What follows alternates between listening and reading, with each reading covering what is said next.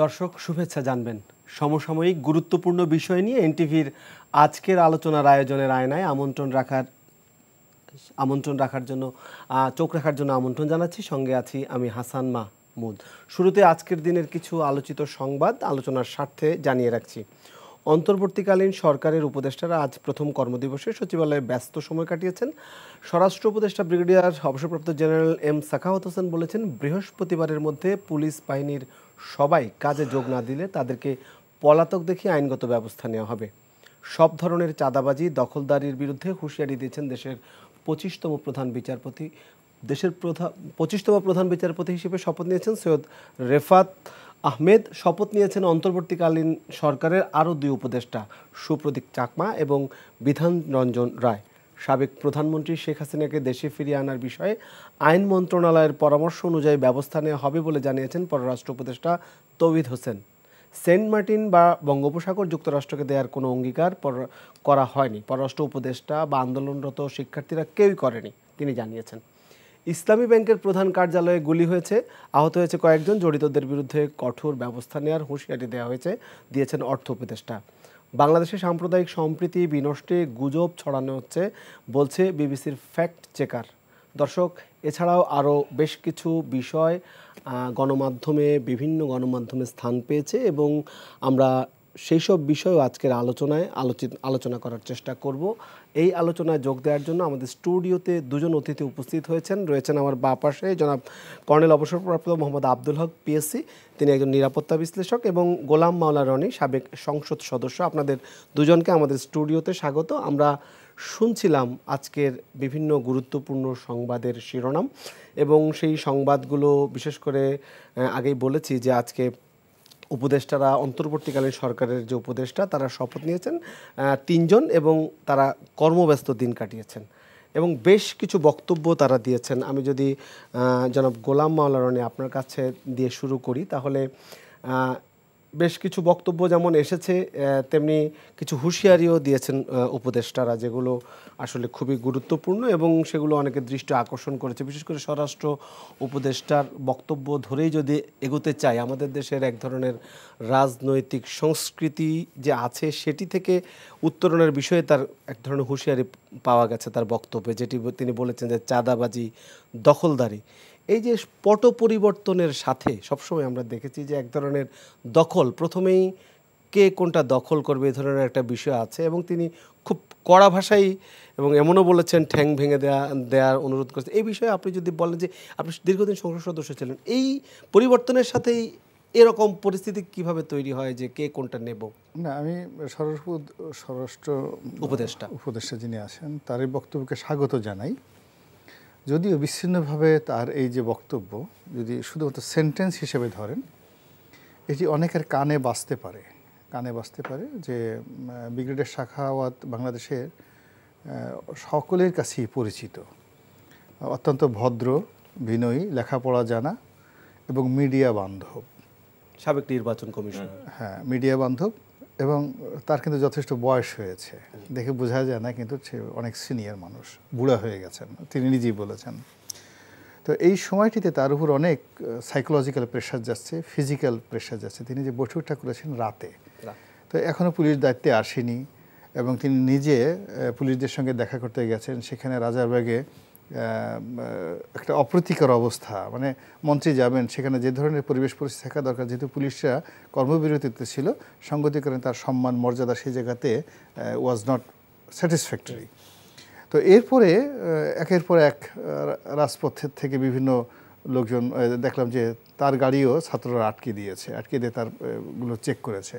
এরপর আমাদের প্রধান উপদেষ্টা যিনি আছেন তিনিও জ্যামের মধ্যে আটকা পড়ে প্রোটোকল দিতে পারেনি, দীর্ঘক্ষণ তাকে রাস্তায় আটকে থাকতে হয়েছে এবং দেয়ার ওয়াজ নো ওয়ে। এবং ওই সময়টাতে তার সঙ্গে থাকা যে এসএসএফ তারা মাইকিং করতেছিল, জনগণকে ওখানে হাঁটা চলা করতে দিচ্ছিল না এবং জনগণ দূরে দাঁড়িয়ে সরিয়ে দেওয়ার চেষ্টা করছে। আর জনগণ তো আসলে শত্রু না, কিন্তু এই মুহূর্তে হচ্ছে কি ডক্টর ইউনূস যাচ্ছেন, হ্যাঁ উৎসুক ওটা দেখার জন্য। তো এটা যাই হোক না কেন, নিরাপত্তার দিক থেকে এটা একটা সন্দেহজনক, এই সময় যে কোনো দুর্ঘটনা ঘটতে পারে। তো এরকম অনেকগুলো বিরূপ পরিবেশ এবং পরিস্থিতি যেগুলো আলটিমেটলি আমরা দেখছি, কিন্তু এগুলোর জন্য কষ্ট পাচ্ছেন কিন্তু স্বরাষ্ট্র উপদেষ্টা নিজে। তো তো সেই ক্ষেত্রে তিনি যে এই কথাগুলো বলেছেন আমি মনে করি যে এটা যৌক্তিক, যৌক্তিক।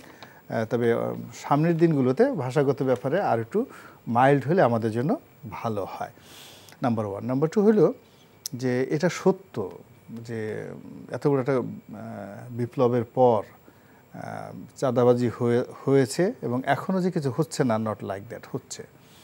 আবার এর দায় দায়িত্ব যে স্থানীয় রাজনৈতিক যারা সুবিধা মানে যাকে বলা হয় ভোগী, সুবিধাবাদী, তারা যেটা নিচ্ছে না তাও বলা যাচ্ছে না। বিএনপির লোক, এমনকি আওয়ামী লীগেরও যে এটা বঞ্চিত গ্রুপ ছিল যাদের সঙ্গে বিএনপির গ্রুপ খাতির ছিল, কিন্তু আওয়ামী লীগের তো সব জায়গাতে 2-3টা গ্রুপ ছিল। এমপি গ্রুপ ছিল, উপজেলা চেয়ারম্যান গ্রুপ ছিল, পৌরসভার মেয়র গ্রুপ ছিল। কারণ একটা এলাকাতে দেখা গেল যার ক্ষমতা বেশি সে সরকারি দল ছিল আর বাকি সবাই বিএনপির ক্যাটাগরির ছিল। এখন এই যে চাঁদাবাজিগুলো হচ্ছে, ধরেন গাজীপুরে হচ্ছে বা অন্য একটা জায়গাতে হচ্ছে, এর সঙ্গে যে কেবলমাত্র সব জায়গায়, হ্যাঁ যেখানেই হচ্ছে, মানে উদাহরণ হই গাজীপুর বা টঙ্গী বা যে কোনো একটা জায়গাতে, ওখানে কিন্তু এই বিগত দিনগুলোতে যারা বঞ্চিত ছিল সরকার দ্বারা, সেটা আওয়ামী লীগের লোক হোক, বিএনপির লোক হোক, এবং সেই লোকগুলো যাদের রাজনৈতিক পরিচয়, এইটা হলো প্রথম। দ্বিতীয়ত হলো রাজনীতি সবাই করে, কিন্তু সবাই কিন্তু এই অপকর্মগুলো করে না। প্রত্যেকটা রাজনৈতিক দলের মধ্যে এই ধরনের কিছু কর্মকাণ্ড করার জন্য কিছু লোকজন আলাদা থাকে, তারা সবসময় করে এবং সেই কাজগুলো এরা করেছে, এটা সত্য কথা। কিন্তু সবচেয়ে সুখের বিষয় হলো এরকম একটা পরিবেশ পরিস্থিতি যখন এরকম একটা গণ অভ্যুত্থান হয়, সামরিক অভ্যুত্থান হলে এরকম হয় না, কিন্তু যখন গণ অভ্যুত্থান হয়, গণ অভ্যুত্থানের পরে কিন্তু যে ধরনের ক্ষয়ক্ষতি হয় এবং সামাজিক সোশ্যাল আনরেস্ট হয়, সেই তুলনায় এখনও পর্যন্ত বাংলাদেশের যে পরিবেশ এবং পরিস্থিতি এটা সন্তোষজনক অন্যান্য দেশের তুলনায়। কিন্তু আমরা যাই হয়েছে এটা আমরা নিন্দা জানাই। এরপরে যেটা হলো যে দল হিসেবে বিএনপি খুব চেষ্টা করছে এটা নিয়ন্ত্রণ করার জন্য, কিন্তু বিএনপি নামক যে সংগঠনটি, সেই সংগঠনটির যে সাংগঠনিক ভিত্তি, এটি গত 15 বছর ধরে হাতুড়ি দিয়ে পিটিয়ে এর যতগুলো বাঁক রয়েছে, যতগুলো ভাঁজ রয়েছে, প্রত্যেকটা ভাঁজ গুঁড়ো গুঁড়ো করে দিয়েছে, একদম গুঁড়ো গুঁড়ো করে দেওয়ার ফলে কি হলো, আপনি দেখেন প্রতিটি এলাকাতে, মূলত সংসদীয় এলাকাতে রাজনৈতিক নেতৃত্ব নিয়ন্ত্রণ করে সংসদ সদস্য প্রার্থী অথবা সংসদ সদস্য নিজে। সরকারি দলে যারা থাকেন বা যিনি এমপি হন তিনি হন, অথবা যিনি পরাজিত হয়েছেন তিনি তার দলের নেতাকর্মীদেরকে বছরের পর বছর লালন পালন করেন। এখন সে 2014 সন থেকে সত্যিকার অর্থে কোনো সংসদ সদস্য প্রার্থী বিএনপির বা সাবেক এমপি তারা নির্বাচনী এলাকায় যেতে পারেন না। 14 থেকে এই 10 বছরে অনেক নতুন মাস্তান গজিয়েছে, অনেক বদমাশ লোক পয়দা হয়েছে, অনেকের চরিত্রে বিবর্তন আসছে। আর এমপি সাহেবের যে যারা একসময় তার সব কিছু নিয়ন্ত্রণ করতে, তারা অনেকে মরে গেছেন, অনেকে আহত হয়েছেন, অনেকে বুড়ো হয়ে গেছেন। আমরা বলতেছি এই কারণে কি হলো, এলাকার ল অ্যান্ড অর্ডার সিচুয়েশনটা নিয়ন্ত্রণ করার জন্য যে চেইন অফ কমান্ডটা দরকার বিএনপি এবং জামাতের এই মুহূর্তে, ঠিক সেই সব চেইন অফ কমান্ডের জন্য যে স্পেসটা দরকার, সেই স্পেসটা তারা পায়নি এখনো পর্যন্ত। তো এই সরকার সেই স্পেসটা দিলে প্রত্যেকটা এলাকাতে যদি বিএনপি তাদের সেই এমপি প্রার্থী যারা আছে তাদেরকে একটা দায়িত্ব দিয়ে দেয় যে এই এলাকাতে অমুক দায়িত্ব পালন করবে, এই এলাকাতে দায়িত্ব পালন করবে, এই টোটাল 1 সপ্তাহ লাগে, দায়িত্ব বন্টন হয়ে গেল, তখন 1 সপ্তাহ লাগে। আচ্ছা, আমরা কর্নেল মোহাম্মদ আব্দুল হক, আপনার কাছে একটু জানতে চাই, আপনি তো নিরাপত্তা বিশ্লেষক হিসেবে বিভিন্ন সময়ে বক্তব্য রেখেছেন, আমরা একটু যদি জানতে চাই যে পুলিশের যে পরিস্থিতি দাঁড়িয়েছে শেষ পর্যন্ত, এবং স্বরাষ্ট্র উপদেষ্টা আজকে একটি কথা বলেছেন যে তিনি একটা আলটিমেটাম যে যদি না ফেরে যারা, তাদেরকে যাতে চিহ্নিত করে করা হয়, আটক করা হয়। কিন্তু এর মধ্যে কিন্তু আমরা একটা ভালো খবর পেয়েছি যে কর্মবিরতি সহ সব আলটিমেটাম পুলিশ অলরেডি প্রত্যাহার করেছে, এরকম একটা ঘোষণা কিন্তু আমরা গণমাধ্যমে দেখতে পাচ্ছি। আপনি যদি বলেন পুলিশের সংস্কারটা আসলে কি, ছোট্ট করে আমরা বিরতিতে যাবো, এরপরে আবার আপনার কাছে আসবো, শুরু করেন। দেখুন, বাংলাদেশ পুলিশ এটা কিন্তু কোনো বাহিনী নয়, এটা একটা সংস্থা। সেনা, নৌ, বিমান এরা হলো বাহিনী, তারা যুদ্ধ করে। পুলিশের কাজ হলো, সব থানায় লেখা আছে বন্ধু, এই পুলিশটাকে এমন একটা পর্যায়ে শেখ হাসিনা নিয়ে গেছে, আমি বলবো শেখ হাসিনা, অন্য কাউকে না। কেননা পুলিশের একজন ওসি পর্যন্ত শেখ হাসিনার সাথে সরাসরি ফোনে কথা বলে, এটা আপনারা দেখেছেন। ধানমন্ডি থানার ওসি সরাসরি হাসিনার সাথে ফোন করতে পারে। কথা বলতে পারে। এই পুলিশের total chain of command break করেছে হাসিনা, এবং এই পুলিশটাকে তার ব্যক্তিগত বাহিনীতে পরিণত করেছে। বরঞ্চ এটা নাম হয়ে গেছে পুলিশ লীগ। তারা হেন কোনো অপকর্ম নাই যেটা এই পুলিশকে দিয়ে করে নাই। এটা একটা দিক। আরেকটা দিক নৈতিক পদস্খলন পুলিশের টপ টু বটম। আপনি বেনজিরের যে ঘটনাটা আজকে সারা বিশ্বব্যাপী প্রচারিত হয়েছে, দুর্নীতির, এটা বেনজির তো একা নয়, এটা it has gone to the below level, constable level পর্যন্ত সার্কেল। আর যারা করতে পারেনি তারা অ্যাসাইড হয়ে গেছে, ওএইচডি হয়ে গেছে, চলে গেছে, বিদেশে চলে গেছে, তাদেরকে বাদ দিয়ে দেওয়া হয়েছে। এটা একটা দিক। আরেকটা দিক, মাহমুদ হাসান ভাই আপনাকে বলছি, এলাকা ভিত্তিক পুলিশ বাহিনী, পুলিশ ফোর্স, আপনি দেখবেন গোপালগঞ্জ এবং এর সারাউন্ডিং এরিয়া, এটা একটা। আর মাইনরিটি গ্রুপ থেকে 25% অফিসার, আপনি ওসি যা দেখছেন, ঢাকা শহরে যদি 35টা 36টা থানা আছে, আমি জানি না কয়টা এই মুহূর্তে, তার মধ্যে 50% হলো আমাদের Miami. I don't hate them, আমি কিন্তু সাম্প্রদায়িক দৃষ্টিকোণ থেকে বলছি না, কিন্তু তাদেরকে বসানোর পিছনে কিন্তু একটা কারণ আছে। এটা একটা দিক। আরেকটা দিক না বললেই নয়, এই যে পুরো ঘটনাটা ঘটলো, এটা একটা রয়ের পরিকল্পনা ছিল। বাংলাদেশ কিন্তু চলে রয়ের পরিকল্পনা দিয়ে। র চলছে, আগেও চলছে, এখনো কিছুটা। আমি এই জন্য বলছি, এই সরকার 15 বছর কিংবা 16 বছর ক্ষমতায় রয়েছে, তাদের পরিকল্পনা একটা একটা বাস্তবায়ন করার মাধ্যমে। এই পরিকল্পনাটা করেছিল এই ছাত্রদের মাধ্যমে। তাদের পরিকল্পনা ছিল ছাত্র কিছু যদি মেরে ফেলা হয় তাহলে এটা চুপচাপ হয়ে যাবে, সমস্যার সমাধান হয়ে যাবে, হাসিনা অ্যানাদার 5 ইয়ার্স থেকে। জনাব কর্নেল হক, আমরা কথা বলছিলাম পুলিশের পুনর্গঠন প্রক্রিয়া বা বাংলাদেশের এখন যে ল অ্যান্ড অর্ডার অর্থাৎ আইন শৃঙ্খলা যে পরিস্থিতি, সেটিকে আসলে আবার একটা জায়গায় নিয়ে আসা, জনগণের নিরাপত্তা বিধান করা। এবং আমরা দেখেছি যে সড়কে বিশেষ করে শিক্ষার্থীরা এখন ট্রাফিকিং করছেন, এবং আরও বাজার মনিটরিংয়েও শিক্ষার্থীদেরকে আমরা দেখেছি। সব মিলিয়ে আবার পুলিশ হয়তো ফিরবে, যেহেতু কর্মবিরতি সহ আলটিমেটাম প্রত্যাহার করেছে, নিশ্চয়ই ফিরবে। আপনার কোনো পরামর্শ আছে কিনা আসলে পুলিশকে কিভাবে আবার কাজে পূর্ণ উদ্যমে নতুন বাংলাদেশে ফেরানো যায়, বা পুলিশের যে কথাটি বলছিলেন যে দলীয় পরিচয় থেকে ফিরিয়ে আবার কিভাবে একটা পুলিশ তার জায়গায়, যে পুলিশ আমাদের আস্থার জায়গা, সেই জায়গাটা ফেরানো যায়? ধন্যবাদ। দেখুন, একটা দেশের জন্য পুলিশ কিন্তু দেশের আইন শৃঙ্খলা রক্ষার জন্য পুলিশ না, যে কোনো একটা বাহিনীর প্রয়োজন কিংবা যে কোনো একটা সংস্থা প্রয়োজন। আমি আরেকটা জিনিস বিশ্বাস করি যে পৃথিবীতে কিছুই অপরিহার্য নয়, নোবডি ইজ ইনডিসপেন্সেবল। একটা শিশু জন্ম হওয়ার পর যদি তার মা মারা যায়, সেই শিশুটা কি বাঁচবে না? সেই শিশুটা দেশের প্রেসিডেন্টও হতে পারে। এই যে পুলিশকে নিয়ে আজকে বাংলাদেশের জন্মের পর থেকে এই পুলিশকে নিয়ে যত সমস্যা, সেটা কি আপনাদের যারা স্বাধীনতার পরের ইতিহাস জানি আমরা, এসপি মাহবুবের নাম কে শুনি নাই? তার যে দৌরাত্ম্য ছিল, তার যে জুরিসডিকশনের বাইরে গিয়ে যে কাজ করত, প্রত্যেকটা জিনিসের কিন্তু একটা আওতা আছে। এই আওতা, সাপোজ এই মাঠটাতে আপনি যতটুকু চা রাখার প্রয়োজন তার চেয়ে যদি বেশি দেন, এটা পড়ে যাবে, উপচে পড়বে। পুলিশের মধ্যে হয়ে গেছে, তারা সীমা লঙ্ঘন করেছে। তারা স্বাধীনতার পর এসপি মাহবুবের যে অতিরিক্ত বাড়াবাড়ি পুলিশকে একেবারে নিম্নে পর্যায়ে নিয়ে গেছে। সেই সময় তৎকালীন প্রেসিডেন্ট যখন জিয়াউর রহমান আসলেন শেখ মুজিবের পরে, তিনি কিন্তু পুরো পুলিশকে রিফর্ম করলেন। বাংলাদেশ সেনাবাহিনী থেকে প্রায় 20 জনের উপরে অফিসার সেখানে পাঠিয়ে দিলেন, এবং পুলিশকে সুন্দরভাবে একটা ডিসিপ্লিনের মধ্যে নিয়ে আসা হয়েছিল। কেননা তৎকালীন সময় কিন্তু জিআরবি নামে, জাতীয় রক্ষী বাহিনী নামেও একটা বাহিনী ছিল, যেটা তৈরি করা হয়েছিল ইন্ডিয়ার পরামর্শে, তাদের সহযোগিতায়। এবারের ক্ষেত্রে ঠিক বিগত 15 বছর যাবৎ এই পুলিশকে শেখ হাসিনা তার নেতৃত্বে, তার সরাসরি নেতৃত্বে, এটাকে সেই জিআরবির মতো একটা আদলে রূপ দেওয়া হয়। দেখুন, পুলিশের আইন শৃঙ্খলা রক্ষা করার জন্য কিন্তু লাঠি এবং অ্যাট বেস্ট একটা রাইফেলের বেশি কোনো অস্ত্রের প্রয়োজন নাই, কেন তারা তো যুদ্ধ করবে না। কিন্তু what this government did for last 15-16 years, পুলিশকে মিলিটারির আদলে সমস্ত অস্ত্র দেওয়া হয়েছে তাদেরকে। 7.62 মিলিমিটার রাইফেল। আমি কিন্তু একটা অস্ত্র বিশেষজ্ঞ বাংলাদেশে।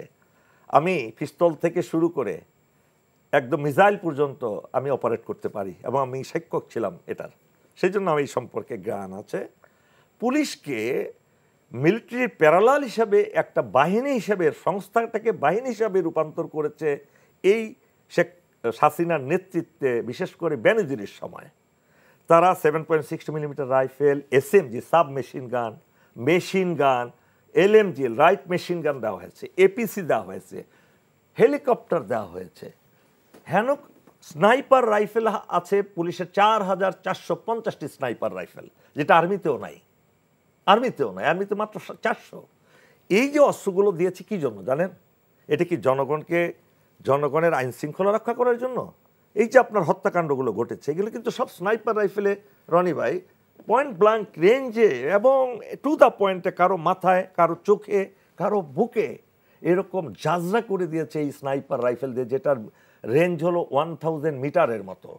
আমি এটা নিয়ে আমার চ্যানেলে টক শো করেছি। এটা পুলিশের কাছে আছে, এবং তাদেরকে এবং 4,500 এই রাইফেল দিয়ে তাদেরকে প্রশিক্ষিত করা হয়েছে। ইন্ডিয়া বিভিন্ন দেশ থেকে বিভিন্ন বাহিনীর নামে, সোয়াত নামে প্রশিক্ষণ করেছে শুধু দেশের জনগণকে মারার জন্য। কেননা শেখ হাসিনা আসলে রক্ত ছাড়া সে কিছু বুঝে না। তার ভিতরে দেখেন, মানুষের একটা নেশা থাকে না, যেমন কেউ গাঁজা খায়, গাঁজা না খেতে পারলে সে অস্থির হয়ে যায়, ফেন্সিডিল খায়, অস্থির হয়ে যায়, যারা ধরেন মাদক দ্রব্য যারা আসক্ত হয়ে যায় তারা কিন্তু অস্থির হয়ে যায়। শেখ হাসিনা হলো রক্ত, সে রক্ত না পেলে সেটা ঠিক আছে। আমি বলছি যে পুলিশকে রিফর্ম, এখন রিফর্মের কথা আসি। এখন এই পরিস্থিতিতে তার বিদ্রোহ করেছে, কু করেছে, বিদ্রোহের শাস্তি হলো তারা কেউ চাকরিতে থাকতে পারে না। এই পুলিশ আপনি 1 মাস তাদেরকে এইভাবেই থাকতে দেন। পোশাক এবং লোগো পরিবর্তনের কথা বলেছেন, সেটাও আসতেছি। এই পুলিশকে আপনি আগামী মাসে না খেয়ে মরবে যদি রেশন না পায়, অটোমেটিক আসবে। এখন কথা হলো তারা কেন বিদ্রোহ করলো? তারা তো কিলার, দে আর দ্য কিলার। তাদেরকে আবার আমাদেরকে এটার বিকল্পও আছে। বিকল্প যারা অপরাধী তাদেরকেও তো আপনি রাখতে পারেন না। অপরাধীকে কেন আপনার এনটিভিতে যদি কেউ চুরি করে আপনি তাকে রাখবেন? কেউ মারামারি করলো, কাউকে মারলো, রাখবেন? দোষীদেরকে চিহ্নিত করা হবে। এখন কি করতে পারেন দেখুন, আমাদের সন্তানরা সে পথ দেখিয়েছে। সেটা কি একেবারে সংক্ষেপে বলছি। এই যে গত 1 সপ্তাহ ধরে ছোট ছোট বাচ্চা থেকে শুরু করে ইউনিভার্সিটির ছাত্রীরা কত সুন্দরভাবে তারা ডিসিপ্লিন রক্ষা করেছে। এখন বলতে পারেন মামলা মোকদ্দমা এটা কি হবে? হ্যাঁ, পুলিশের স্কেলিটন কিছু থাকবে, কিন্তু এই সমস্ত ক্ষেত্রে এই ছাত্রছাত্রীদেরকে পার্ট টাইম বিএনসিসির ট্রেনিং দিয়ে, বাংলাদেশ ন্যাশনাল ক্যাডেট কোরের প্রশিক্ষণ দিয়ে আপনি যদি প্রত্যেক ছাত্রছাত্রীকে যারা ইন্টারেস্টেড তাদেরকে প্রত্যেক দিন 4 ঘন্টা করে পুলিশের ডিউটি পালন করান, এটা কিন্তু বিদেশেও আছে, তারা কিন্তু এই পুলিশের দায়িত্বটা আরো সুন্দরভাবে পালন করতে পারবে। এবং একই সাথে আমাদের আসলে কি সমাধান হতে পারে? আরো সমাধান আছে। আমাদের বাংলাদেশ সেনাবাহিনীতে সৈনিক পদে, রাজ কর্পোরাল পদে যারা চাকরি করে তারা 35 বছর বয়সে রিটায়ারমেন্টে চলে যায়। তারা কিন্তু ওয়েল ট্রেন এবং ডিসিপ্লিন, লয়াল। তাদেরকে আপনি ব্যাপকভাবে নিয়ে আসেন না পুলিশ, তাদের এই দেশেরই নাগরিক। What is the problem? তাদেরকে নিয়ে আসলে হবে কি, they will be more loyal to the nation, to the country, to the people. তারা কিন্তু এরকম চুরি, ডাকাতি, বদমাইশি, চাঁদাবাজি, ঘুষ এগুলো খাবে না কখনো, এটা তাদের রক্তেই নাই। অল্টারনেটিভ অনেক আছে। এই রিফর্মটা যদি করে, আমার বিশ্বাস, আমার commander brigade Sakhawat Hossain, I know him very well, very close, we are each other. He will definitely is going to do a very good thing to reform this police. আচ্ছা, আমরা একটু রনি ভাইয়ের কাছে যাই। গোলাম মাওলা রনি, আপনি শুনছিলেন এতক্ষণ। আমি আপনার কাছে একটু অন্য প্রসঙ্গে যাই, যেটা হচ্ছে যে আমরা দেখেছি যে গোপালগঞ্জে আওয়ামী লীগ সংগঠিত হওয়ার চেষ্টা করছে এবং বিভিন্ন মাধ্যমে আপনি শুনেছেন যে শেখ হাসিনা পুত্রের বিভিন্ন বক্তব্য এসেছে এবং সামনে 15ই আগস্টও রয়েছে, এই নিয়ে তারা কিছু কর্মসূচিও দিয়েছে। আপনার কাছে আসলে সব মিলিয়ে দেশের বর্তমান যে রাজনৈতিক পরিস্থিতি, বা আমরা দেখেছি যে বিএনপি একটি সমাবেশ করেছে এবং বিএনপির সাথে আবার আমরা যে বক্তব্য দেখেছি যে শেখ হাসিনা পুত্র জয়, তিনি বলেছেন যে তিনি বিএনপির সাথে কাজ করতে চান, এই ধরনের একটি বক্তব্য। বাংলাদেশের আসলে সামনের রাজনীতি সম্পর্কে আপনি একটু কি দেখছেন এই মুহূর্তে, এই বর্তমান পরিস্থিতিতে বাংলাদেশের রাজনীতির ভবিষ্যৎ? এখন আমাদের রাজনীতি সেই মুহূর্তে প্রাণে বেঁচে থাকাটাই গুরুত্বপূর্ণ হয়ে গেছে। ল অ্যান্ড অর্ডার সিচুয়েশনটা যত দ্রুত রেস্টোর করবে, পুলিশের যে কাজে যোগদান এবং আমাদের আইনশৃঙ্খলা রক্ষা যে দায়িত্বটা পুলিশ সাধারণত করে, সেটা পুলিশ কিভাবে হ্যান্ডেল করবে, আবার সেটা কিভাবে বিকল্পভাবে সেনাবাহিনী সেটা তদারক করবে, বর্তমান সরকার সেটা কিভাবে মনিটর করবে, এই জিনিসগুলো এই মুহূর্তে আমাদের আসলে ক্রাইং নিড।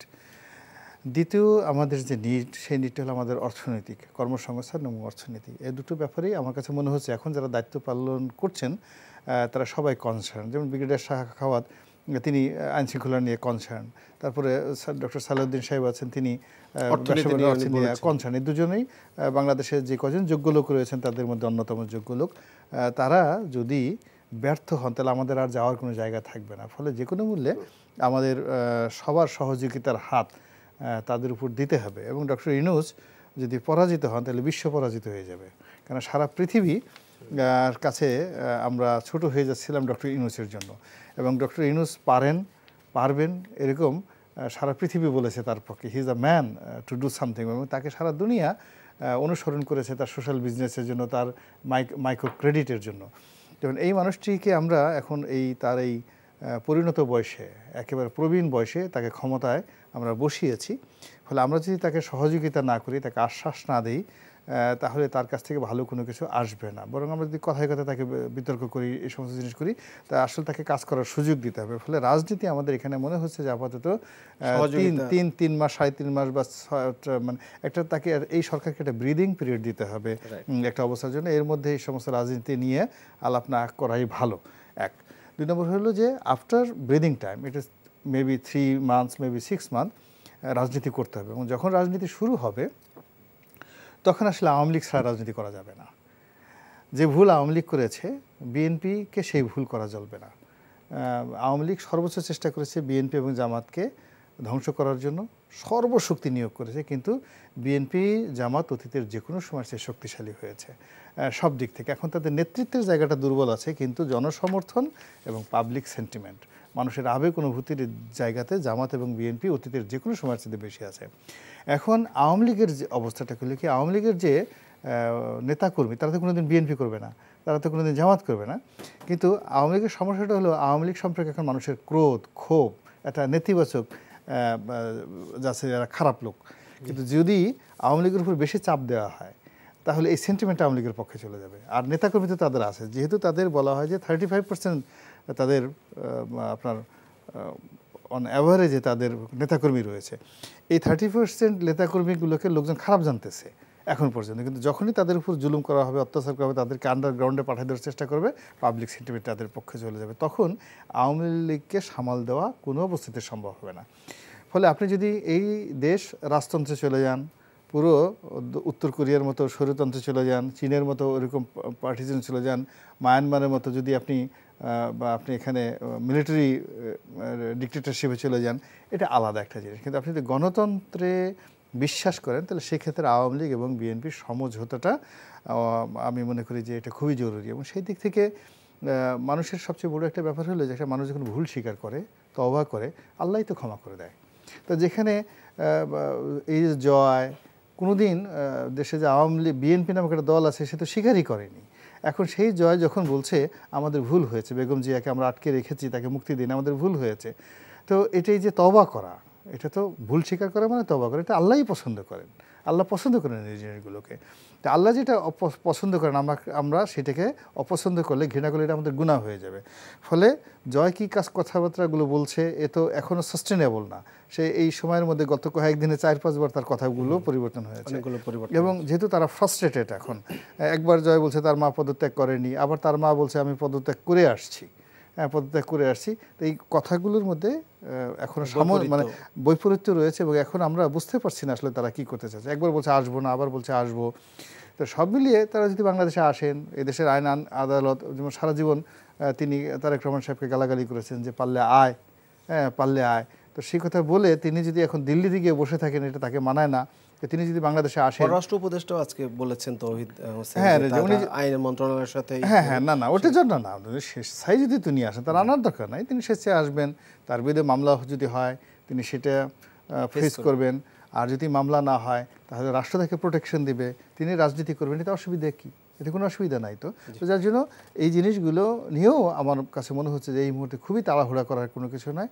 এখন আমাদের কাছে দৃশ্যমান যে সমস্যাগুলো আছে, এক নম্বর হলো মানে ল অ্যান্ড অর্ডার সিচুয়েশনটা ফিরে আনতে হবে আর কি, আইন শৃঙ্খলা। জি ধন্যবাদ। আমি দেখতে পাচ্ছি আমাদের সাথে যুক্ত হয়েছেন ইসমাইল সম্রাট, তিনি কেন্দ্রীয় সমন্বয়ক বৈষম্য বিরোধী ছাত্র আন্দোলন। সম্রাট, আপনাকে স্বাগত জানাচ্ছি। আমাকে শুনতে পাচ্ছেন? তো আপনি আমাকে শুনতে পাচ্ছেন? আমি শুনতে পাচ্ছি স্পষ্ট। হ্যাঁ সম্রাট, জি আমি শুনতে পাচ্ছি। আপনার কাছে আসলে আমরা যুক্ত হওয়ার চেষ্টা করছিলাম বৈষম্য বিরোধী ছাত্র আন্দোলনের এই সফলতার মধ্য দিয়ে, এবং আপনাদের দুজন উপদেষ্টা পরিষদেও রয়েছে। আপনার কাছে আমরা একটু জানতে চাই যে আসলে বৈষম্য বিরোধী ছাত্র আন্দোলনের সামনের কর্মসূচি কি, মানে আসলে এই ব্যানার নিয়ে আপনারা কত দূর যেতে চান, বা আপনাদের এই বৈষম্য বিরোধী ছাত্র আন্দোলনের ব্যানারটা কি অন্যরা কেউ ব্যবহার বা অপব্যবহার করছে কিনা, বা আপনাদের ছাত্ররা রয়েছে সড়কে বিভিন্ন কাজ করছে, আপনি যদি একটু বলেন যে আসলে বৈষম্য বিরোধী ছাত্র আন্দোলনের ভবিষ্যৎ বা তার সামনের কর্মসূচি কি কি পদক্ষেপ, অবশ্যই দেশ সংস্কারের জন্য তারা কাজ করছে, সেটা কি? জি ধন্যবাদ আপনাকে। আমি আপনাকে শুধু বলবো যে বৈষম্য বিরোধী ছাত্র আন্দোলন বাংলাদেশের সময়ের পরিপ্রেক্ষিতে সৃষ্টি গণ আন্দোলনের মুখে একটা ব্যানার বা একটা আপনি বিপ্লবী ছাত্র জনতার একটা সম্মিলিত বই প্রকাশ বলতে পারেন। তো আমরা যে গণ আন্দোলন করেছি সেখানে আমরা বিজয় লাভ করেছি। স্বৈরাচার খুনি হাসিনা আমাদের এই আন্দোলনের মুখে দেশ ত্যাগ করেছে, দেশ থেকে পালিয়েছে। তা আমরা বলবো আমাদের কোমলমতি শিক্ষার্থীরা এখন মানে রাস্তায় ট্রাফিকের দায়িত্ব পালন করছে। তারা আমাদের যে দেয়াল লেখন ছিল সেই দেয়ালগুলো তারা পরিষ্কার করছে স্বেচ্ছায়। এই যে তরুণ প্রজন্মের মধ্যে যে দেশপ্রেম, অর্থাৎ স্বেচ্ছায় বিনা শ্রমে তারা যে কাজগুলো করছে, আমি বলি যে এটা আসলে দেশপ্রেমের বহিঃপ্রকাশ। এটা দেশপ্রেম ছাড়া এটা হতে পারে না। সেই ক্ষেত্রে আমি শুধু এটা বলবো যে আমাদের এই ব্যানার ততদিন পর্যন্ত আমি বলি থাকবো যতদিন পর্যন্ত বাংলাদেশ থেকে সমূলে বৈষম্যকে উৎখাত না করা যাবে। অর্থাৎ বাংলাদেশের যে সংস্কৃতিগুলো আপনি দেখেন, একদিকে গণতন্ত্রহীনতার সংস্কৃতি, অন্যদিকে বিচারহীনতার সংস্কৃতি, অন্যদিকে আপনার মানে বাংলাদেশের এমন কোনো খাত নেই বর্তমানে যেখানে বৈষম্য হচ্ছে না অথবা যেখানে সমস্যায় জর্জরিত না। সুতরাং এই বাংলাদেশকে আমরা বলবো আমরা যে আন্দোলনটা করেছি সেখান থেকে আমরা সফল। কিন্তু এখন বাংলাদেশের যে পরিস্থিতি, যদি থানাগুলো সচল হয়, কালকে থেকে যদি ট্রাফিক পুলিশ তাদের কাজে যোগদান করে, সেখানে আমরা সরাসরি কাজ করবো না, আমরা হয়তো ট্রাফিক পুলিশকে সহায়তা করব, আমরা থানাকে হয়তো সহায়তা করতে পারি যে এখানে এই অন্যায় হচ্ছে। তো আমরা অন্যায়ের বিরুদ্ধে প্রতিবাদ করব, মানে যেখানে বাংলাদেশের যেই সেক্টরে অন্যায় হবে, বৈষম্য হবে, আমরা সেখানে প্রতিবাদ করব আমাদের এই ব্যানার থেকে। তা আমি বলবো আমাদের এই যে ছাত্র জনতা যে বিজয় লাভ করেছে, এটা শুধু আমাদের না, এটা বাংলাদেশের গত 15 বছরের বিচারহীনতা এবং গণতন্ত্রহীনতার একটা সম্মিলিত একটা বহিঃপ্রকাশ আপনি বলতে পারেন। মানে গত 15 বছরে যারা নির্যাতিত হয়েছে, যারা গণতন্ত্র পুনরুদ্ধারের আন্দোলন করেছে, যারা বৈষম্যের শিকার হয়েছে, তারা আমাদের এই ব্যানারকে কেন্দ্র করে তাদের ক্ষোভের বহিঃপ্রকাশ হয়েছে, সবাই সম্মিলিতভাবে যুক্ত হয়ে এই স্বৈরাচারকে হটিয়ে যেতে বাধ্য করেছে। আমরা বলবো আমাদের এই ব্যানার ততদিন পর্যন্ত থাকবে যতদিন পর্যন্ত আমরা মনে করব না যে বাংলাদেশ থেকে পুরোপুরি বৈষম্যহীন বাংলাদেশ প্রতিষ্ঠা হয়েছে, একটা সাম্যের বাংলাদেশ প্রতিষ্ঠা হয়েছে। এখন এই ব্যানারটা সামনে কতটুকু রাজনীতি দল করবে কি করবে না, আমি বলবো সেই প্রশ্নে আমরা এখন যাবই না। সেটা আমাদের কাছে এখন একটা বিতর্কিত কোশ্চেন। কেন? কারণ বাংলাদেশকে এখন ঢেলে সাজাতে হবে, সবাই কাঁধে কাঁধ মিলিয়ে, কে জামাত, কে বিএনপি, কে কোন দল, আমরা সেটা ভুলে যাব। যারা প্রকৃত অর্থে অপরাধী তাদেরকে সবাইকে বিচারের মুখোমুখি করতে হবে, এবং যারা অপরাধী না, সে যেই দলেরই হোক না কেন, আমরা কাঁধে কাঁধ মিলিয়ে কাজ মানে তার সাথে একসাথে কাজ করব। এই বাংলাদেশটাকে গড়ার জন্য আমরা কারো প্রতিপক্ষ হব না, আবার কারো বন্ধুও হব না। আমরা সত্যের সাথে আছি, অন্যায়ের সাথে নাই। ধন্যবাদ। সম্রাট, আপনি আমাদের সাথেই থাকুন। আমরা একটু কর্নেল আব্দুল হকের কাছে একটু যেতে চাই, এবং তার কাছে আমরা শুনছিলাম আপনার কাছে পুলিশের সংস্কার বিষয়ে আপনি বেশ কতগুলো পরামর্শ দিয়েছেন, এবং সেই পরামর্শগুলোর সাথে বর্তমান আসলে যে পরিস্থিতি, সেই জায়গায় অন্য যে বাহিনীগুলো রয়েছে, পুলিশের সাথে র্যাব রয়েছে, আমরা জানি যে আরও বেশ কিছু আনসার এখন মাঠে কাজ করছে, এদেরকে কিভাবে যুক্ত করা যায়, বা আইন শৃঙ্খলাটা আসলে খুব বেশি প্রয়োজন। আমরা কিছুদিন এটা যদিও কমে এসেছে, যে কয়েকদিন আমরা কিন্তু ডাকাতের আতঙ্ক থেকে ভুগছিলাম, ডাকাত পাড়ায় পাড়ায় ডাক, এটা কেউ কিছুটা গুজব ছিল, কিছুটা কয়েক জায়গায় পাওয়া গেছে। আসলে এই গুজবের বিষয়ে আপনি যদি এই আইন শৃঙ্খলা এবং গুজব, আসলে আমাদের দেশের মানুষ বিগত 20 বছরে 15-20 বছরে একটা অস্থির প্রকৃতির হয়ে গেছে আমরা সিচুয়েশনের কারণে। একজনে একটা ছোট্ট একটা জিনিস শুনলো, ওইটার সাথে আরো কিছু লাগিয়ে সুন্দর করে মাখিয়ে আরেক জায়গায় বললো। এভাবে বলাটা একটা অভ্যাসে বিস্ফোরণ হয়ে যায় শেষ পর্যন্ত, এবং বিশেষ করে সোশ্যাল মিডিয়াতে এটা খুব বেশি হচ্ছে, দ্রুত ছড়িয়ে যাচ্ছে। এখন আপনি যে প্রশ্নটা করেছেন খুবই প্রাসঙ্গিক একটা প্রশ্ন। এই যে এখন বাংলাদেশে পুলিশ, এটা কিন্তু আসলে পুলিশের মধ্যে সীমাবদ্ধ থাকা উচিত। র্যাব, তারপরে কোস্টগার্ড, এই গার্ড সেই গার্ড, এই যে বিট পুলিশ, এটা ইন্ডাস্ট্রিয়াল পুলিশ, হাজারো রকমের নাম দিয়ে, হাজারো রকমের ইউনিফর্ম দিয়ে পুলিশের ইউনিফর্ম একটা হওয়া উচিত। আপনি এখন বুঝতে পারবেন না তারও কমব্যাট পরে। আজকে যে কমব্যাটের ছড়াছড়ি বাংলাদেশে, কমব্যাট কিন্তু একমাত্র যারা যুদ্ধ করে তাদের জন্য প্রযোজক। কমব্যাট মানেই তো যুদ্ধ। এই ড্রেসটা এখন সকল পর্যায়ে চলে গেছে। এমন বাসার গার্ডও কমব্যাট পরে, কে পুলিশ আর কে গার্ড কিছু বোঝা যাচ্ছে না। এটা একটা বিশাল সংস্কারের ব্যাপার আছে। এই যে আনসাররা এখন পুলিশের পরিবর্তে ডিউটি করছে, সুন্দর করছে। দেখেন আপনি সব জায়গায় আনসার কত সুন্দর ভদ্র ব্যবহার, বিনয়, শিক্ষার্থীদের সাথে করছে, চলছে কিন্তু, এবং এটা দিয়েও চালানো যায়। এখন পুলিশ যেহেতু একটা বিশাল একটা আমাদের দেশেরই লোক, অবশ্যই আমরা তো এদেরকে ফেলে দিতে পারবো না, কখনোই না। আমার ছেলে একটা অপরাধী হলে কি তাকে আমি ফেলে দিব? তাকে সংশোধন করার সংস্কার। তো সেইভাবে এখন উচিত হবে আগে টপ ব্রাশের মধ্যে সংস্কার করা। যত দুর্নীতিগ্রস্ত মস্তিষ্ক বিকৃত অফিসারগুলো আছে পুলিশের, এদেরকে বাদ দিতে হবে। As simple as it is. এদেরকে বাদ দিয়ে আমাদের কিন্তু অনেক ভালো ভালো পুলিশ অফিসার আছে যাদেরকে এই পদে, যাদের মেধাবী এবং তারা আইনের বিশেষজ্ঞ, বিভিন্ন জিনিস জানে। আমি অনেকেরই চিনি, ভালোভাবে চিনি। তাদেরকে যদি বসানো হয়, সংস্কার কাজটা তারাই করতে পারবে। এবং আরেকটা সাজেশন হলো, পুলিশের কাছ থেকে অবশ্যই মিলিটারি ওয়েপন যেগুলো আছে সেগুলোকে সিজ করে আর্মির কাছে নিয়ে আসতে হবে। আরেকটা জিনিস আপনারা জানেন কি না, জনগণ জানে না, পুলিশের কিন্তু একটা গুলি কিনতে হলে আর্মির পারমিশন লাগে। আমাদের চিফ অফ জেনারেল স্টাফ নামে একটা অ্যাপয়েন্টমেন্ট আছে, যিনি সেনাবাহিনীর দ্বিতীয় ব্যক্তি, তার নিয়ে একটা বোর্ড আছে। বাংলাদেশের যে কোনো বাহিনী, যে কোনো সংস্থা অস্ত্র কিনতে গেলে কিন্তু ওই বোর্ডের পারমিশন নিতে হয়। আমি যখন লেফটেন্যান্ট জেনারেল মইনুলকে জিজ্ঞেস করলাম যে স্যার, আপনি পুলিশেই আর্মির অস্ত্র গেল কিভাবে, হাউ? উনি বলেন, হক, ইট ওয়াজ বিয়ন্ড মাই কন্ট্রোল। প্রধানমন্ত্রী নিজে এটাই করেছে, আমি পারমিশন দিইনি। এই যে ব্যাপারটা আছে, আজকে দেখুন কি পরিমাণ গুলি পুলিশ ব্যবহার করেছে এই বিগত আন্দোলনে। এটা কিন্তু 1-2 এর ব্যাপার। অ্যামুনিশন টেকনিক্যাল অফিসার নামে একজন অফিসার থাকে আর্মিতে, যিনি পুলিশের এই অ্যামুনিশনের হিসাব নিকাশ গ্রহণ করেন।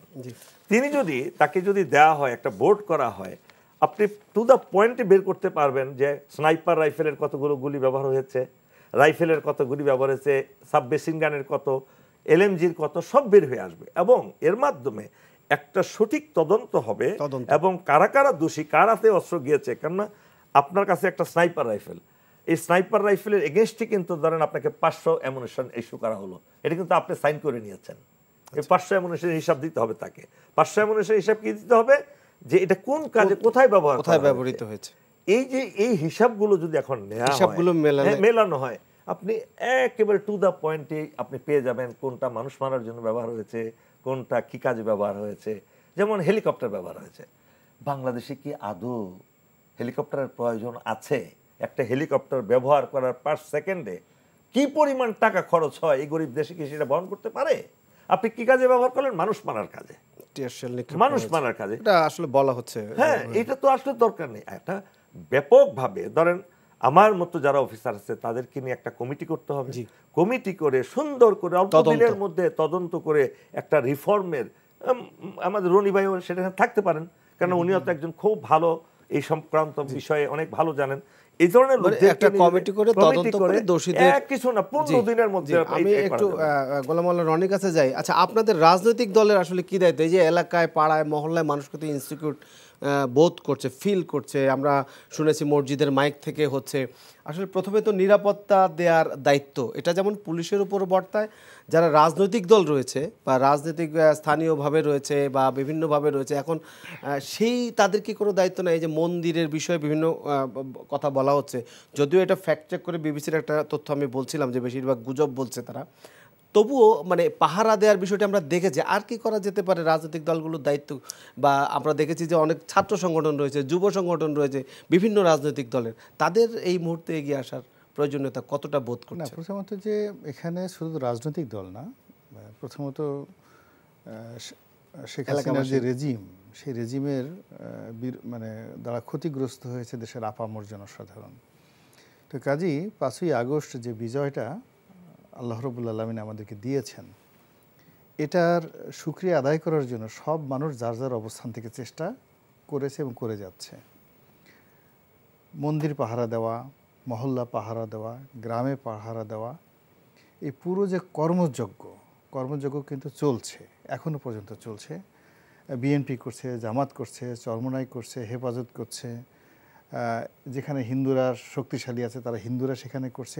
মানে নাগরিকরা যার যার যেটাকে বলা হয় কমিউনিটি পুলিশিং, সেই কমিউনিটি পুলিশিংটা এই সময়টাতে তারা করে যাচ্ছে। কিন্তু যদি করে না যেত, এতদিন আপনি দেখেন 5 তারিখের পরে এই পর্যন্ত এতদিন মানে সবাই তো ধারণা করেছিল যে আওয়ামী লীগে বলেছিল যে তাদের পতনের পরে 10 লাখ লোক স্পট ডেথ হবে, মারা যাবে, 10 লাখ লোক মারা যাবে, আগে বলেছিল, বক্তব্য সবসময় বলেছে। এবং আমরাও ভয় পাচ্ছিলাম যে এরকম আসলে জনগণকে এত নির্যাতনের পরে জনগণকে ঠিক রাখা যাবে না, ফলে তারা অনেক এখানে ক্যাজুয়ালিটি হবে। কিন্তু অবাক করার ব্যাপার হলো যে কিছু বাড়িঘরে আগুন দেওয়া হয়েছে, কিছু অনেক বাড়িঘরে আগুন দেওয়া হয়েছে, কিন্তু আসলে ওইরকমভাবে কাউকে মারা হয়নি, কিন্তু ওইভাবে ক্যাজুয়ালিটি হয়নি, ওইভাবে দুর্ঘটনা ঘটেনি। তো কেন ঘটেনি? এই ঘটনা ঘটলো যে আমাদের সমাজ, আমাদের পরিবার, আমাদের রাষ্ট্র, তার সঙ্গে সঙ্গে ব্যক্তি পর্যায়ে যে যেখানে পেরেছে, এমনকি 9-10 বছরের বাচ্চারা তারাও কিন্তু তাদের দায়িত্ব পালন করেছে। এটা পুলিশ আমরা এখানে ঢাকা শহরে দেখতেছি তাদের ট্রাফিক দায়িত্ব পালনের জন্য, কিন্তু আপনি গ্রামে গিয়ে দেখেন অনেক সাধারণ মানুষ, নারী পুরুষরা থানা পাহারা দিয়েছে।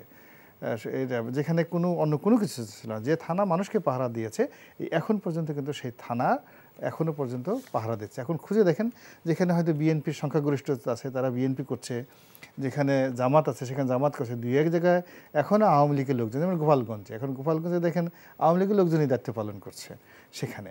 তো যার জন্য ঢালাওভাবে আমি মনে করি যে যেভাবে গুজব ছড়ানো হচ্ছে বা যেভাবে বলা হচ্ছে, এগুলো সঠিক নয়। আমাদের দেশের মানুষ অনেক মানে যাকে বলা হয় বিরূপ পরিস্থিতি মোকাবেলা করার একটা ট্র্যাক রেকর্ড আছে। আমরা যেভাবে বন্যা মোকাবেলা করি, আমরা প্রায় প্রতি বছর যেভাবে নদী ভাঙন মোকাবেলা করি, ফলে যে কোনো স্ট্রেস ম্যানেজমেন্টে we are one of the top মানে নেশন ইন দ্য ওয়ার্ল্ড। তো সেই দিক থেকে এখন বর্তমান যে ট্রমা যাচ্ছে, ডিজাস্টার যাচ্ছে, এই সমস্ত জিনিসগুলো কোনো মানুষ বসে নেই। আর কারণ হলো দুর্বৃত্তরা। আপনি দেখেন ইংল্যান্ডের মতো জায়গাতে 2-3 ঘন্টার মতো খালি কারেন্ট ছিল না। তো সেই লন্ডন শহরে মানে কয় লক্ষ চুরি হয়েছে, কয় লক্ষ ডাকাতি হয়েছে, আর কত হাজার রেপ হয়েছে এই অল্প সময়ের মধ্যে লন্ডন শহরে। আপনি পুরো লন্ডন মানে যাকে বলে ওরা ভীত সন্ত্রস্ত হয়ে গেছে যে আমরা এই কি সভ্যতা অর্জন করলাম। হ্যাঁ, এই যে মাত্র 3 ঘন্টা ইলেকট্রিসিটি ছিল না, এর মধ্যে সেই বড় বড় ভদ্রলোক যারা বড় বড় পদে আছে তারা সুপার স্টোরে ঢুকে গিয়ে সেই চুরি করেছে। তো বাংলাদেশে তো সেই ঘটনা ঘটেনি। আপনি বলেন তো যে কয়টা ব্যাংকের বুথ লুট হয়েছে? ওখানে কোনো সিকিউরিটি নাই, ব্যাংকের বুথ কোনো বুথ লুট না। কয়টা ব্যাংক লুট হয়েছে? হয়নি। কয়টা বাসায় সরাসরি এইভাবে দেখান যে ওরকম একজন ভদ্রলোকের বাসায় গিয়ে এই জিনিসগুলো করে গেছে? আমাদের স্বরাষ্ট্রমন্ত্রী কামাল সাহেবের বাসায় গিয়ে রাগের ছিল গাড়ির গ্লাস ভাঙছে, কিন্তু দরজা ভাঙে নাই, কেউ যায়নি, লোকজন যায়নি, এবং তারা 5 ভাই বোন মিলে সেখানে থাকেন। তো সব মানুষের রাগ তো সবচেয়ে বেশি রাগ স্বরাষ্ট্রমন্ত্রীর প্রতি। তো কামাল সাহেবের বাসা এখনও পর্যন্ত ঢাকা শহরে অক্ষত আছে। It means you are a civilised nation. এখানে হতাশ হওয়ার মতো আমি কিছু দেখি না এখন পর্যন্ত। সেটাই। যাই হোক, আমরা অনেক আশাবাদী বক্তব্য শুনলাম। আমরা একটু ইসমাইল সম্রাট, আপনি কি আছেন আমাদের সাথে? আপনার কাছে একটি বিষয় জানতে চাই, সেটি হচ্ছে যে আজকে আমরা দেখেছি যে ছাত্ররা মানে শিক্ষার্থীরা আপনারা বাজার মনিটরিং অর্থাৎ ভোক্তা অধিকারের সাথে বসেছে আপনাদের নেতারা এবং অনেক শিক্ষার্থী এসেছে। আসলে বাজার মনিটরিংয়ের ক্ষেত্রে আপনারা ধারণা করছেন বা বলছেন যে সিন্ডিকেট জড়িত, সবসময় এটা বলে আসছিল, সরকার পক্ষ থেকেও বলে আসছিল, বিরোধী দলও বলছিল একটি শক্তিশালী সিন্ডিকেট বাজারে আসলে পণ্যমূল্যের দামকে এভাবে বৃদ্ধি বা বিশেষ করে সড়কে চাঁদাবাজি এবং বাজারে চাঁদাবাজি। তা আপনারা কি এ থেকে আসলে মানুষকে কি কোনো ভালো সংবাদ দিতে পারবেন? আপনারা শুরু করেছেন কাজ ভোক্তা অধিকারের সাথে, তো এই বিষয়ে কি কিছু বলবেন? আমি বলবো যে আমরা শতভাগ আশাবাদী, যদি আমরা ঠিক মতো কাজ করতে পারি। আমি বলবো যে জাস্ট 15 ডেজ অর 1 মান্থ, অর্থাৎ 1 মাস বা 15 দিনের মধ্যে কিন্তু আমরা দ্রব্যমূল্যের যে ঊর্ধ্বগতি সেটা কমিয়ে আনতে সক্ষম হব। আপনি দেখেন কাউরান বাজারে যে নিউজটা আসছে যে একদিনে 1.5 কোটি টাকা চাঁদাবাজি হয়, অর্থাৎ সড়কে বা সরকারি জায়গা ব্যবহার করে বিভিন্ন মহল চাঁদাবাজি করে, যেটা স্বরাষ্ট্রমন্ত্রীর বিরুদ্ধে উঠেছে, তার তিনি নিজের আসন কাউরান বাজার। তো সেই জায়গায় আপনি দেখেন একটা ট্রাক যদি মাল বোঝাই করে ঢাকা পর্যন্ত আসে দিনাজপুর থেকে, ট্রাক ভাড়া যদি 20,000 টাকা হয়, তাকে আরো 3 গুণ 60,000 টাকা পথে পথে চাঁদা দিতে হয় পরিবহন মালিক সমিতির নামে। তো এই চাঁদা যদি না নেওয়া হয়, অর্থাৎ প্রকৃত অর্থে কৃষকের থেকে যদি জিনিস ঢাকায় নিয়ে আসা হয়, শুধু পরিবহন ভাড়াটা, অতিরিক্ত কোনো টাকা যদি এটার সাথে এড না হয়, তাহলে আমরা মনে করব যে বাংলাদেশে পর্যাপ্ত পরিমাণ সম্ভাবনাময় একটা দেশ, বাংলাদেশ এবং স্বনির্ভর একটা দেশ। এখানে যে পরিমাণ কৃষি পণ্য উৎপাদন হয়, আমাদের তো বিশেষ কিছু জিনিস আমদানি করতে হয় না। ধরেন নিত্য প্রয়োজনীয় ম্যাক্সিমাম জিনিস কিন্তু আমাদের দেশে উৎপাদন হয়। তো সেক্ষেত্রে আমি বলবো সত্যিকার অর্থে সিন্ডিকেট একটা, আর একটা হচ্ছে সড়কে চাঁদাবাজিটা যদি বন্ধ করা যায়, পরিবহন মালিক সমিতির নামে যে চাঁদা উঠানো হয়, এগুলো যদি নিয়ন্ত্রণ করা যায়, আমি মনে করব যে তুলনামূলকভাবে এই জিনিসপত্রের দাম মানুষের নাগালের মধ্যেই দেওয়া যাবে। এটা হচ্ছে আমি দায়িত্ব নিয়ে বলছি, যদি সত্যিকার অর্থে এগুলো বন্ধ করা যায়, চাঁদাবাজি এবং পরিবহন বাণিজ্য, তারপর আপনার রাস্তায় এই যে ফুটপাতে যেই ভাড়া দেওয়া হয়, এই অবৈধভাবে এই ভাড়া, সবকিছুকে, এবং যে সিন্ডিকেট, অর্থাৎ ধরেন কিছু মানে কিছু অসাধু ব্যবসায়ী যারা আজকে বাজারে যা আছে সেটা বিক্রি করবে না, হয়তো একটু কমে কিনে ওইটাকে মজুত করে রেখে দিবে, পরের দিন বাজারে একটা কৃত্রিম সংকট তৈরি করবে। তো এই সিন্ডিকেট গুলো ভেঙে সবকিছু যদি ঠিক করা যায়, আমরা মনে করি যে বাংলাদেশের মানুষ যেভাবে চাচ্ছে নিত্য প্রয়োজনীয় মূল্যটা তাদের ক্রয় সীমার মধ্যে আসবে। আচ্ছা, কিন্তু সারা দেশে কি আপনাদের এই মনিটরিং, পুরো দেশটা কিন্তু অনেক বড়, সেক্ষেত্রে আপনাদের এই মনিটরিং ব্যবস্থা রাখা কতটা, সার্ভিলেন্স রাখাটা কতটা আপনারা সক্ষম, আপনাদের সক্ষমতা কতটুকু রয়েছে, আপনারা যারা শিক্ষার্থী রয়েছেন? পাশাপাশি কিছুদিন পরে তো আপনাদের শিক্ষার পরিবেশেও আপনাদেরকে ফিরে যেতে হবে। আমাদের সক্ষমতা শতভাগ, কারণ বাংলাদেশের প্রত্যেকটা অঞ্চলে, প্রত্যেকটা সমাজে কিন্তু শিক্ষার্থীরা আছে। তো সেই ক্ষেত্রে আমরা বলবো, দেখেন আমরা তো সারা জীবন এই কাজ করতে চাচ্ছি না, আমরা শুধু সিস্টেম করে যাচ্ছি, সিস্টেম ডেভেলপ হওয়ার আগ পর্যন্ত আমরা করতে চাচ্ছি। আজকে প্রত্যেকটা জায়গায় যদি আইন করে দেওয়া হয়, সিস্টেম করে দেওয়া হয় যে এর বাইরে কিছু যাবে না, অর্থাৎ এটা তো একটা সংস্কৃতি, যখন চালু হয়ে যাবে, এখন তো যেই চাঁদাবাজির যে সংস্কৃতি, এটা যখন বন্ধ হয়ে যাবে, আমি মনে করব তখন আমাদের কাজ শেষ। তখন আমরা না থাকলেও সিস্টেম ওয়ারি চলবে, কেউ চাঁদা চাইবে না, চাঁদা নিতে আসলে উল্টা সে গণদোলায় খাবে। তো এই সিস্টেম গুলো যতদিন পর্যন্ত ডেভেলপ না হবে, আমি মনে করি ততদিন পর্যন্ত শিক্ষার্থীদেরকে সোচ্চার হতে হবে, এবং তারা স্বেচ্ছায় এই কাজগুলো আমি মনে হয় যে করতে হবে। তবে আমি বিশ্বাস করি এই সরকার যদি আন্তরিক হয়, ইন্টেরিয়র গভর্নমেন্ট, তাহলে খুব অল্প সময়ের মধ্যে সিস্টেম গুলো ফিরে আসলে, ট্রাফিক ব্যবস্থা নিয়ন্ত্রণ হলে চাঁদাবাজিটা চলে যাবে।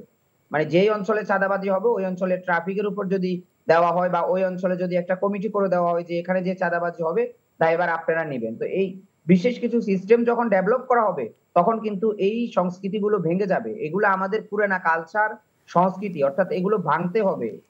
একটা আইন আজকে আমি করলাম, কালকেই সেটা কার্যকর হবে, ব্যাপারটা কিন্তু এমন না। এটা সামাজিকীকরণের মতো ডে বাই ডে হচ্ছে ডেভেলপ করতে হবে।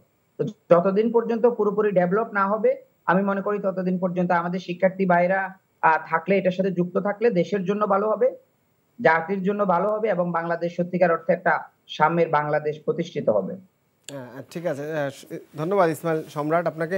আমি তার কথার সূত্র ধরে একটু গোলাম মোল্লা রনি আপনার কাছে যদি যেতে চাই, যে সে যে ইসমাইল সম্রাট যে বক্তব্যগুলো দিয়েছেন, যে আসলে তারা একটা সিস্টেম তৈরি করে দিতে চায় বা সেটি পরে স্বাভাবিকভাবে সেই সিস্টেমে তারা দীর্ঘ সময় তারা থাকবে না, পরবর্তীতে এটি চলবে।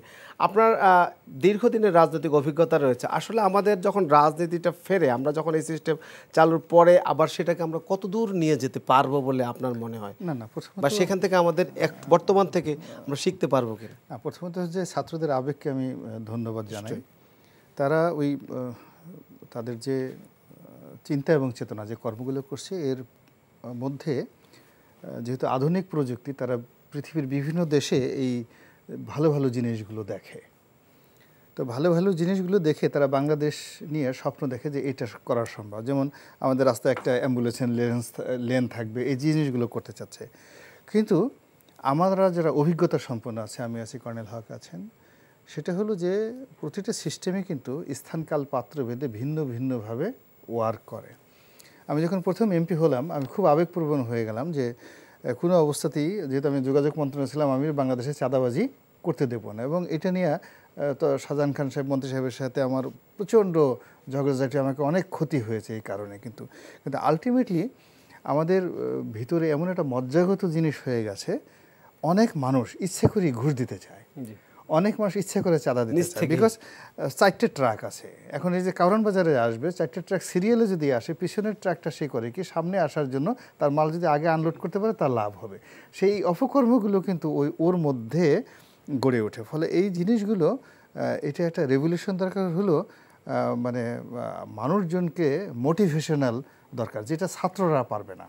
ছাত্ররা যেটা এখন চেষ্টা করছে, ইট মে বি তারা ওই যে কয়দিন আছে ওই কদিন পর্যন্ত, এরপরে একটা দিনও থাকবে না। কিন্তু এই জায়গা থেকে যদি বের হতে হয় তাহলে মোটিভেশন লাগবে। আর একটা হলো, আমি ছাত্রদেরকে বলতে চাই এখানে ওদের মাধ্যমে যে আছে, সেটা হলো তারা বলতেছে রাষ্ট্র সংস্কার। রাষ্ট্র সংস্কার অনেক বড় ব্যাপার।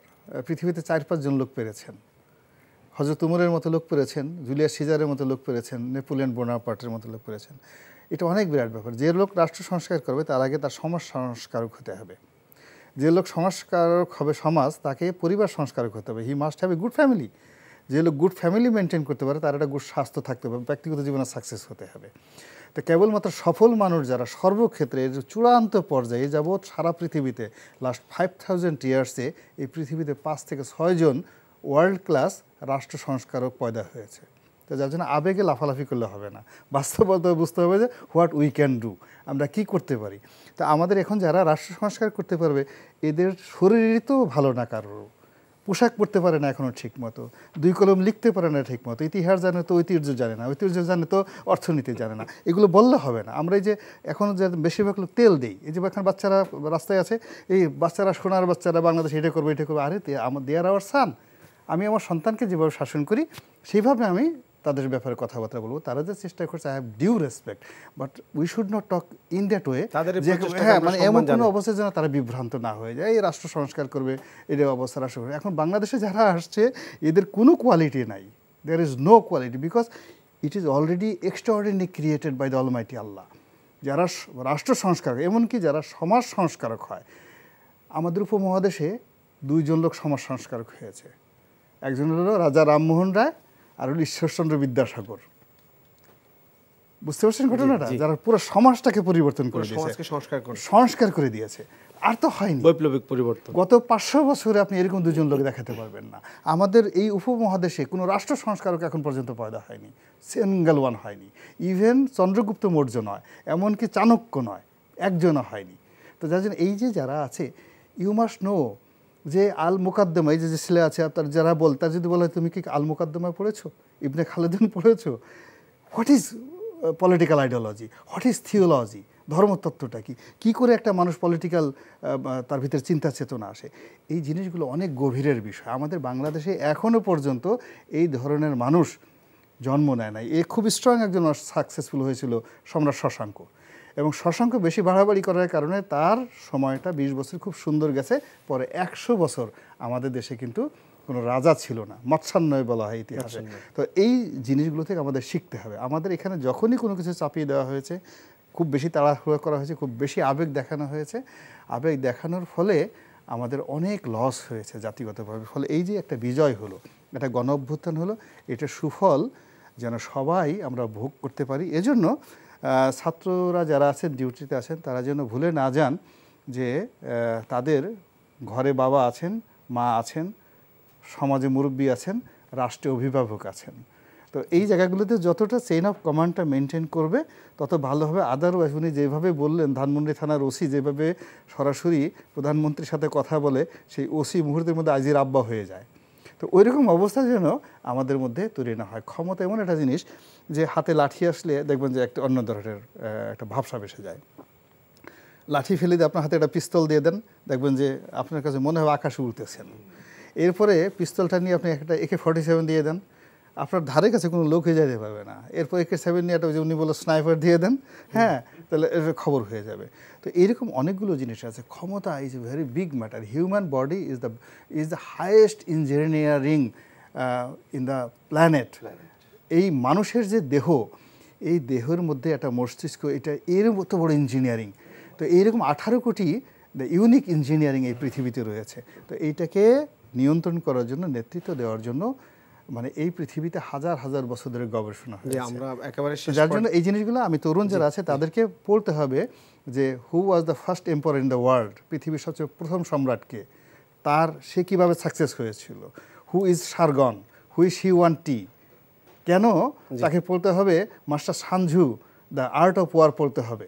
এই জিনিসগুলো যারা নেতৃত্ব দিতে চান, নেতা হতে চান, তাদেরকে এই জিনিসগুলো একবার না 100 বার করে এই বইগুলো পড়তে হবে। তারপরে ধীরে ধীরে তাদের মধ্যে স্থিরতা আসবে। It's not so easy. আমরা সংসদ সদস্য হয়ে আছি, 10 লাখ লোকের মানে প্রতিনিধিত্ব করে সেটা চালাই আসার পরও 10 মিনিট স্থির সংস্কার করতে পারি নাই। অনেক কঠিন, অনেক It's not so চ্যালেঞ্জিং বিষয়। আমরা আপনাদের সবার বক্তব্যই শুনলাম। আপনি যদি শেষ 1 মিনিটে কিছু বলতে চান। দেখুন, আমি 1 মিনিট, আমাদের হাতে একেবারেই সময় নেই। দেখুন, আমাদের এই শিশুরা, আমাদের সন্তানরা যে বিপ্লব করেছে, এটা বিশ্বের ইতিহাসে বিরল। এটা নিয়ে এখন অনেক বই লেখা হবে। আপনারা দেখুন, এই যে তারা এটা করতে গিয়ে যে জীবনগুলো হারিয়েছে, অসংখ্য পরিবার এখন মাটির সাথে মিশে গেছে।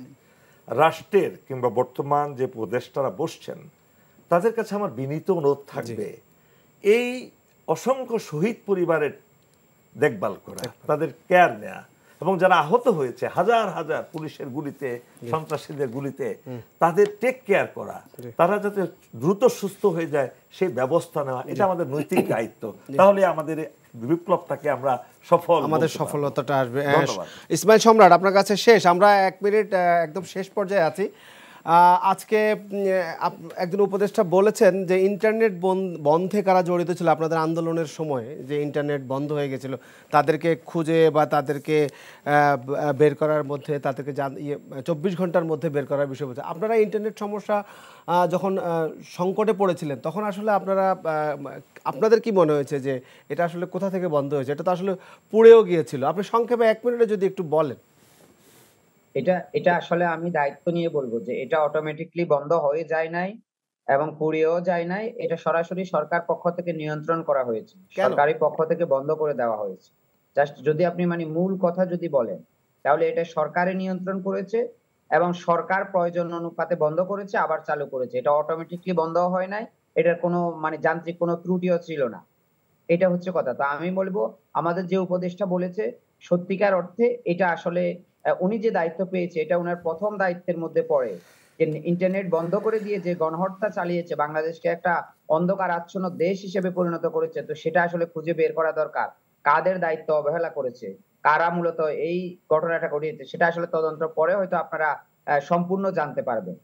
ধন্যবাদ ইসমাইল সম্রাট, ধন্যবাদ গোলাম মাওলা রনি, কর্নেল মোহাম্মদ আব্দুল হক, আপনাদের সবাইকে আমাদের সাথে আজকের এই আলোচনা যোগ দেওয়ার জন্য আন্তরিকভাবে ধন্যবাদ জানাচ্ছি। দর্শক, এই ছিল আমাদের আজকের আয়োজন। আপনাদেরকে ধৈর্য ধরে এতক্ষণ দেখার জন্য ধন্যবাদ জানাচ্ছি। ভালো থাকবেন, সুস্থ থাকবেন, শুভরাত্রি।